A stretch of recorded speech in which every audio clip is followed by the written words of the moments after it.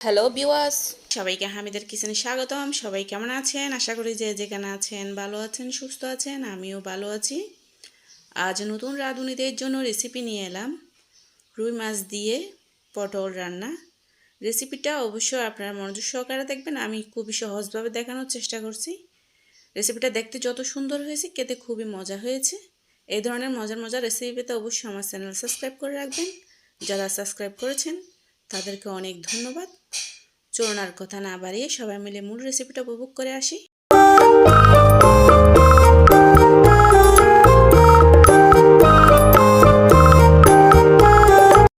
সুপ্রিয় দর্শক, আমি এখানে কিছু রুই মাছ নিয়েছি। রুই মাছগুলো একটা বড় করে পানি দিয়ে বরফ ছাড়ার জন্য রেখে দিয়েছি। সাথে নিয়েছি পটলগুলো একটা কাটার দিয়ে আমি উপরের অংশ ভালো করে পরিষ্কার করে নিচ্ছি। এভাবে করে আমি সব পটলগুলো এক এক করে পরিষ্কার করে নেব। আপনাদের দাবটি যার যেটা আছে সেটা দিয়ে যে যেমন করে খাবেন ওভাবে করে পরিষ্কার করে নেবেন। রুই মাছ দিয়ে পটল রেসিপিটা আমি খুবই সহজভাবে দেখানোর চেষ্টা করছি। আশা করি আপনারা রেসিপি ভিডিওটা না টেনে মনোযোগ সহকারে দেখবেন, আপনাদের খুবই ভালো লাগবে। এভাবে করে আমি এখন মাছগুলো পরিষ্কার করে নেব হাত দিয়ে। এভাবে করে আমি প্রত্যেকটা মাছ উপরের অংশ এভাবে করে পরিষ্কার করে নেব। পরিষ্কার করে অল্প লবণ দিয়ে আর অল্প লেবু দিয়ে ভালো করে আমি কুসুম গরম পানি দিয়ে ধুয়ে নিব। এরপর ঠান্ডা পানি দিয়ে ধুয়ে প্রসেস করে রান্নার জন্য প্রস্তুত করে নেব। এভাবে করে মাছ পরিষ্কার করলে স্বাস্থ্যের জন্য খুবই উপকারী। এছাড়া মাছটা খুবই ঝরঝরে হয়। মাছগুলোর উপরের অংশ এভাবে পরিষ্কার করার পর ধুয়ে আমি অল্প ভিনেগার দিয়ে পরিষ্কার করে নিচ্ছি। আজকে আমার হাতের কাছে লেবু ছিল না, যার কারণে আমি লবণ আর ভিনেগার দিয়ে পরিষ্কার করে হালকা কুসুম গরম পানি দিয়ে ধুয়ে নিচ্ছি। রুই মাছগুলো আমি আবারও ঠান্ডা পানি দিয়ে ধুয়ে পানি ঝরিয়ে নিয়েছি। আর পটলগুলো আমি প্রস্তুত করে নিয়েছি রান্নার জন্য। এখানে আমি অল্প হলুদ আর অল্প লবণ দিচ্ছি, দিয়ে মেখে রেখে দেবো রেস্টে। পটলগুলিও আমি এভাবে হালকা মেখে রেস্টে রেখে দিব কিছুক্ষণের জন্য। চুলায় আমি কড়াই বসিয়ে দিয়েছি। এখানে আমি 60 গ্রামের মতো সয়াবিন তেল দিয়েছি। অল্প জিরা দিয়েছি, আস্ত জিরা, আর একটা বড় পেঁয়াজ কুচি, একটা রসুন কুচি দিয়ে দিয়েছি। পেঁয়াজগুলো হালকা চামচ দিয়ে নেড়ে ছেড়ে ভেজে নেব। তেমন একটা মুড়মুড়ে করে ভাজবো না, মোটামুটি করে ভাজি নেব। পেঁয়াজগুলো আমার মোটামুটি ভাজা হয়ে গেছে। এখন আমি টুকরো করা যে টমেটো কুচিগুলো রেখেছিলাম ওখান থেকে অল্প দিয়ে দিচ্ছি।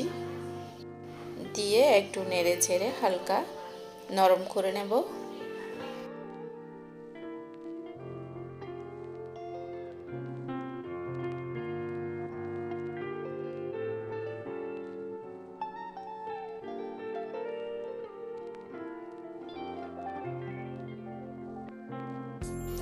টমেটোগুলো আমার পেঁয়াজ রসুনের সাথে ভাজাভাজি করার পর হালকা নরম হয়ে গেছে। এখন আমি মরিচ মশলাগুলো দিয়ে দিচ্ছি।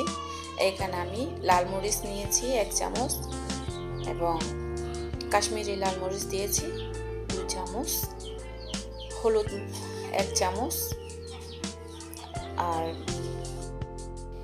জিরা ধনিয়া 1/2 চামচ, লবণ পরিমাণ মতো দিয়ে অল্প পানি দিয়ে ভালো করে ভেজে ঢাকনি দিয়ে রেখে জাল করে নিচ্ছি।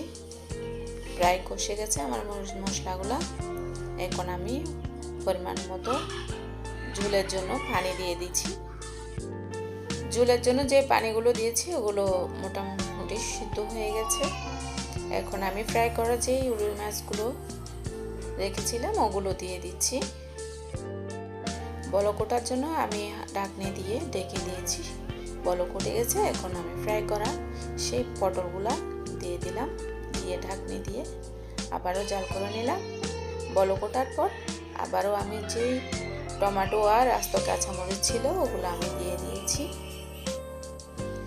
এবার এভাবে হালকা নেড়ে ছেড়ে জাল করে নেব। আমার রান্না প্রায় শেষ। আমি ধনেপাতা কুচি দিয়ে দিচ্ছি। ধনেপাতা কুচি দিয়ে দেওয়ার পর আমি আবারও 5 মিনিট জাল করে নিয়েছিলাম। দেখুন আমি এখন সার্ভ করতেছি। রেসিপিটা দেখতে যত সুন্দর হয়েছে খেতে খুবই মজা হয়েছে। বন্ধুরা, রেসিপিতে কোনো ধরনের ভুল হলে আমাকে ক্ষমা চোখে দেখবেন। এভাবে করে রুই মাছ দিয়ে পটল রান্না করলে আর কিছুই লাগে না। দেখুন রেসিপিটা দেখতে কত সুন্দর ইয়ামি হয়েছে। রেসিপি ভালো লাগলে অবশ্যই লাইক, কমেন্ট, শেয়ার করবেন। যে যেখানে আছেন ভালো থাকেন, সুস্থ থাকেন। সবাইকে আগামী রেসিপি দেখার আমন্ত্রণ জানিয়ে আজকে এখানে শেষ করছি। সবাইকে আবারও ধন্যবাদ।